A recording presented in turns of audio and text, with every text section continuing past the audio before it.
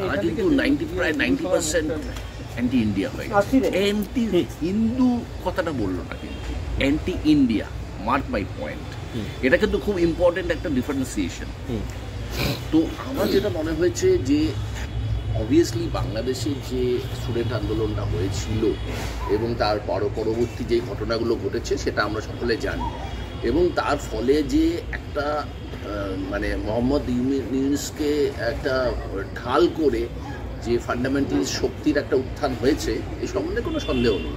তার কারণ হচ্ছে যে ওখানে যেইভাবে মানে আমাদের এখানে আরএসএস ঠিক যেই কায়দায় বিভিন্ন ইনস্টিটিউশনের হেডস, বিভিন্ন ইনস্টিটিউশনের লোকজনকে সরিয়ে দিয়ে বলে না বলে, মানে আমরা অনেকে জানতেও পারছি না এরকমভাবে সরিয়ে দিয়েছিল, সব ইনস্টিটিউশনগুলো গ্র্যাব করেছিল। ওরা এখন কিন্তু সেই চেষ্টাটাই করছে।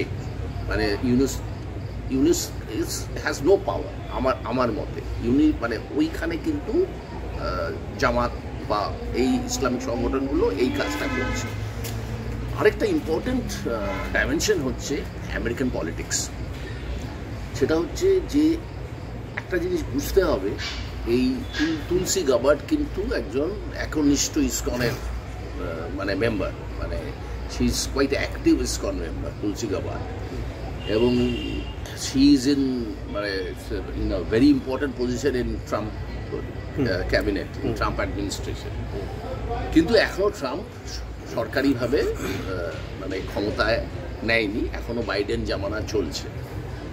তো আমি সেদিন একটা রিপোর্ট পড়ছিলাম যে এখানে কিন্তু একটা মানে টাসল চলছে এই বাংলাদেশ নিয়ে। এটা যেহেতু আমরা অনেকেই বিশ্বাস করি যে আমেরিকান হাত আছে এই ট্রান্সফরমেশনের পেছনে, যদিও হাসিনার অনেক দোষ ছিল এ সম্বন্ধে কোনো সন্দেহ নেই, কারণ শূন্যতে কিছু করা যায় না, কিছু একটা থাকলে তবেই সেটাকে ইয়ে করা যায়। তো আমার ধারণা এখন যাই হোক, এগুলো তো কেন হয়েছিল, এবারে সিচুয়েশনটা কি এবং আমাদের কি করতে হবে জিনিসটাকে নর্মাল করতে। সিচুয়েশনটা হচ্ছে সাংঘাতিক অ্যান্টি ইন্ডিয়া ফিলিং বাংলাদেশে।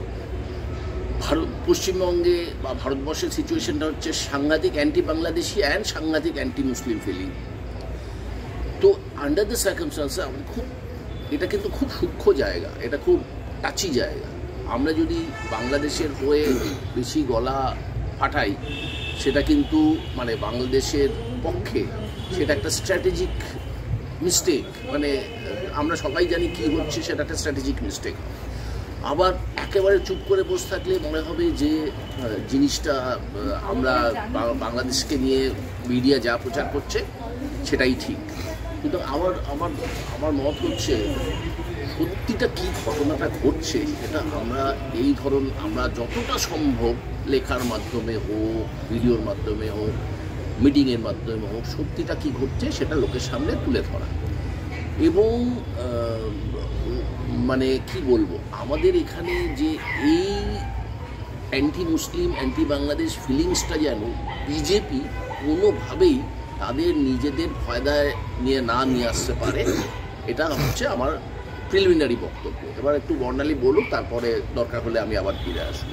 আমি এই জায়গাটায় অনিরুদ্ধতার কথারই খেই ধরে আমি একটা জিনিসই বলি যে বাংলাদেশে কি হচ্ছে না হচ্ছে সেটা একটা আলাদা ব্যাপার। ডেফিনেটলি প্রতিবেশীর বাড়িতে আগুন লাগলে নিজেকেও সাবধান হতে হয়, তা নাহলে আমার বাড়িতেও আঁচটা এসে পড়তে পারে।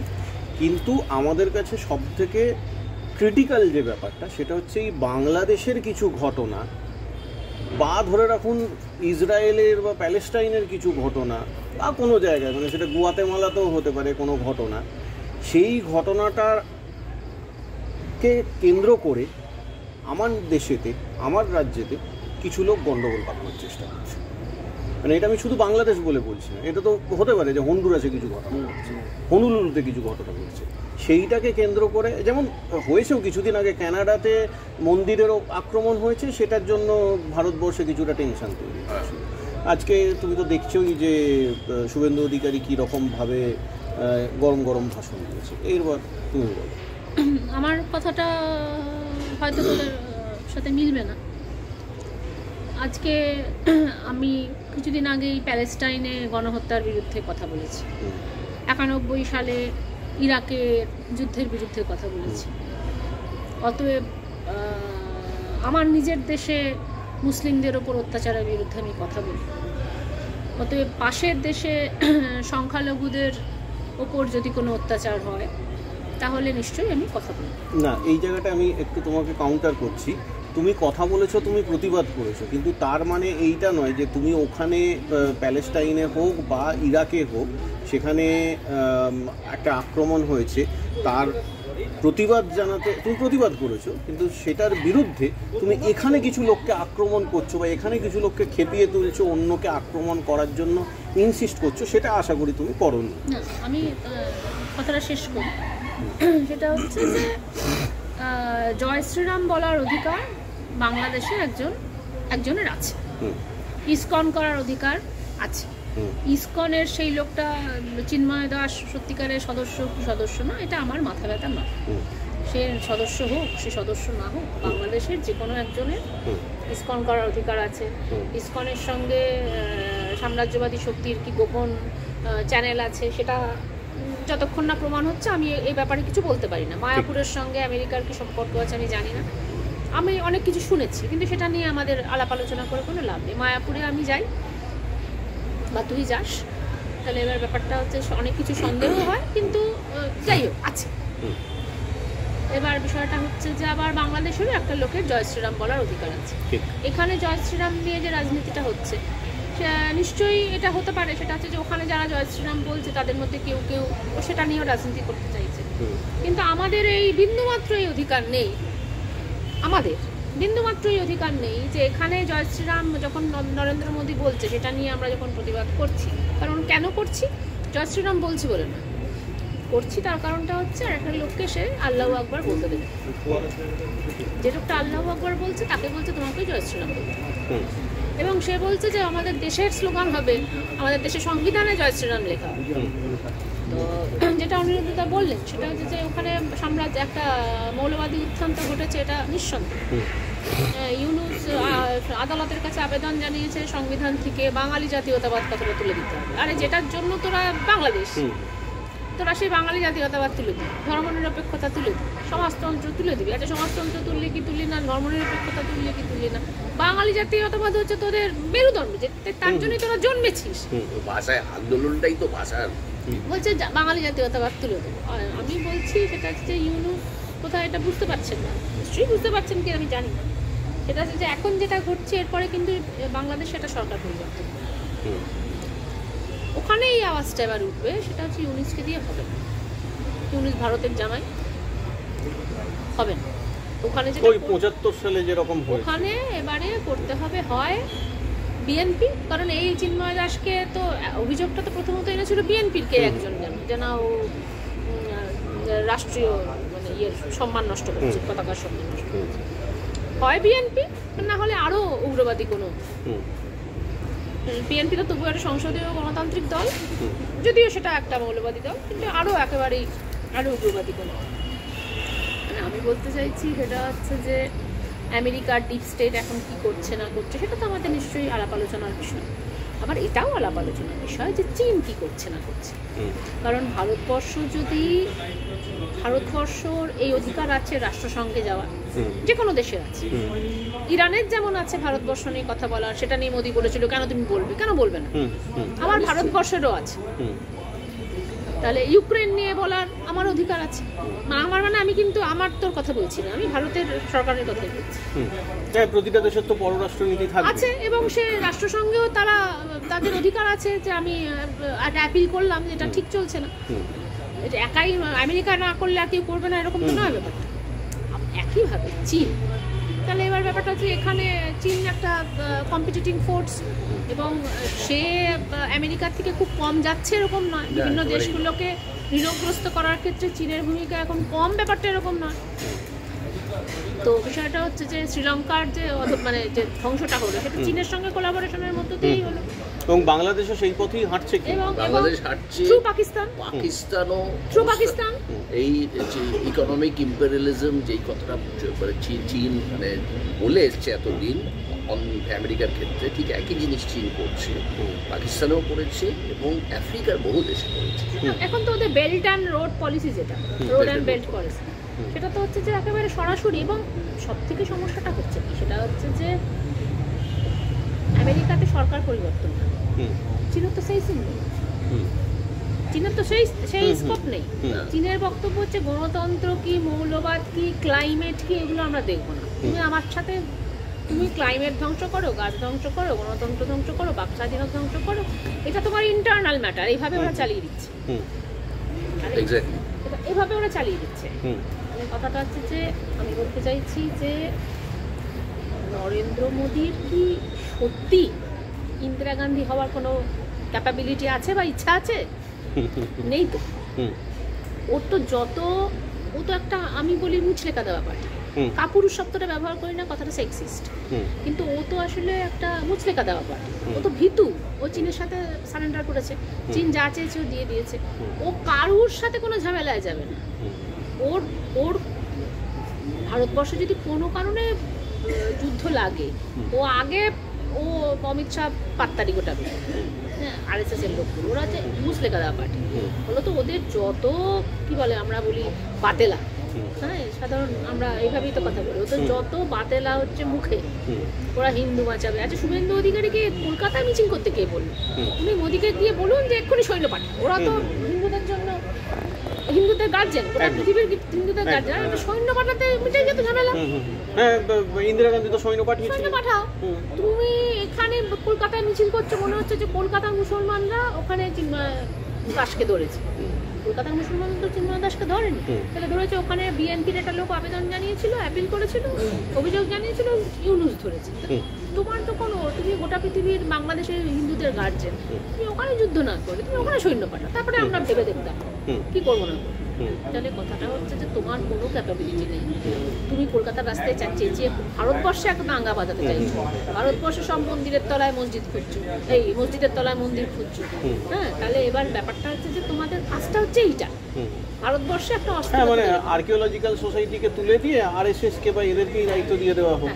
তাহলে তোমাদের কাজ হচ্ছে বেসিক্যালি এইটা। তাহলে সেই জন্য কথাটা আমি যেটা বলছি সেটা হচ্ছে যে বাংলাদেশে মৌলবাদী উত্থান ঘটেছে। ওই চিন্ময় দাস ইস্কনের মেম্বার কি ইস্কনের মেম্বার নয়, আমার বিন্দুমাত্র দেখার দরকার নেই।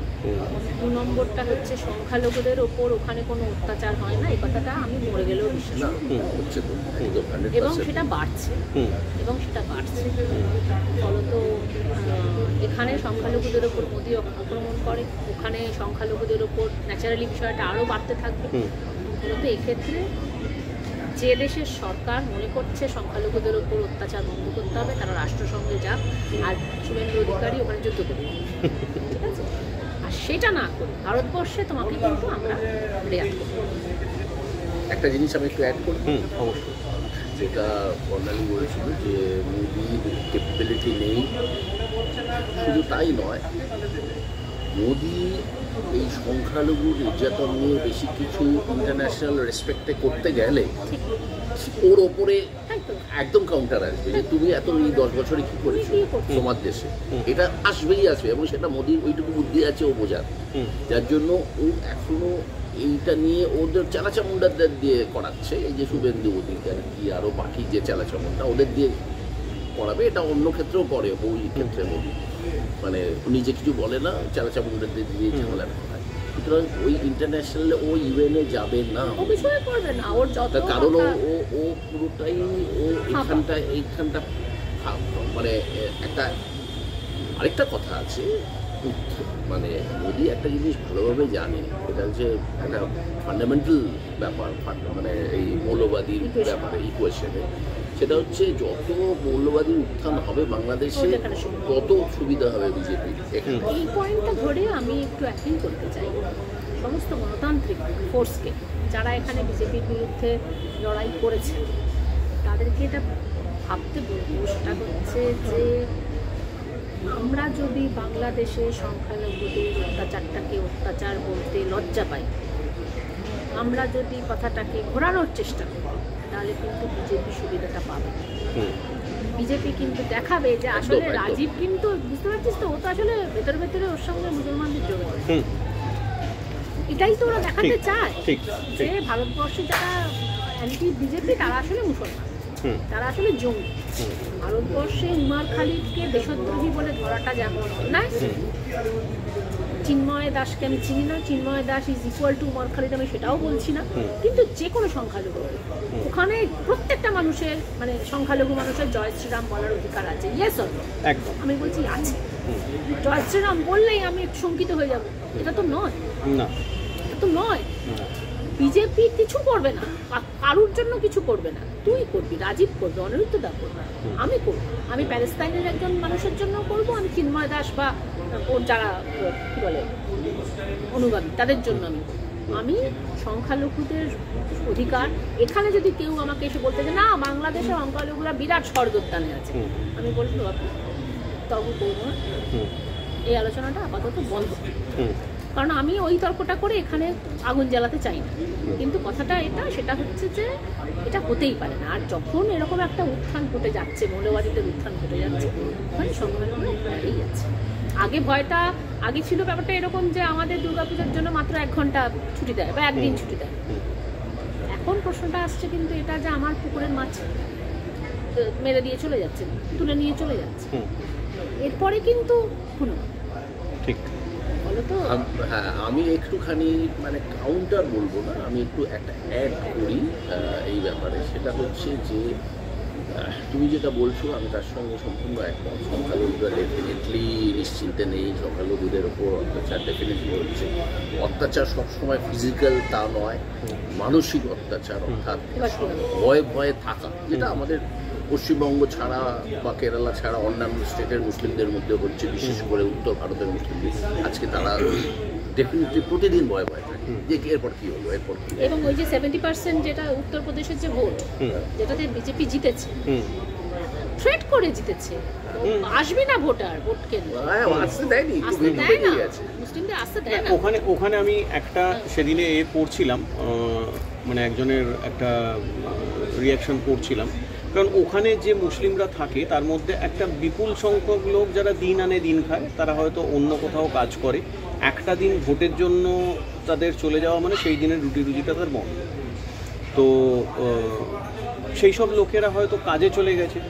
বাই ইলেকশনের সময় অনেক ক্ষেত্রেই হয়, আপনি দেখবেন না, এই নিয়ে তো কোনো কোয়েশ্চেন নেই, ডেফিনেটলি ভলভো বাস পাঠিয়ে বলে যে হরিদ্বার ঘুরে একদম ডেফিনেটলি থ্রেট করে।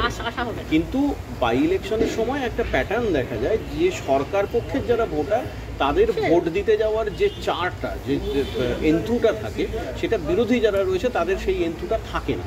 বিশেষ করে বাই ইলেকশনে তো এটা অনেক বেশি, মানে জেনারেল ইলেকশনে যাওয়া বা সবাই মিলে ছুটি নিয়ে একটা ইলেকশনে ভোট দিতে গেল, কিন্তু বাই ইলেকশনে সেই সম্ভাবনাটা অনেকটা কমে যায়। সেটার একটা ফল ওখানে কিন্তু দেখা যায়। হ্যাঁ, আমি এই বর্ণালীর কথার সূত্রে যেটা বলছিলাম সেটা আমি জাস্ট কমপ্লিট করছি। সেটা হচ্ছে যে বর্ণালী যেটা বলেছে মানে প্রিন্সিপালি আমি তার সঙ্গে সম্পূর্ণ এক, কিন্তু একটা জিনিস মনে রাখতে হবে, প্রচুর ফেক নিউজেরও জন্ম হচ্ছে একদম। ফর এক্সাম্পল, যেটা আমরা প্রথমেই জানলাম যে চিন্ময় দাসের অ্যাডভোকেটকে মেরে দেওয়া হয়েছে, ও আদৌ চিন্ময় দাসের অ্যাডভোকেট ছিল না, আদৌ ছিল না।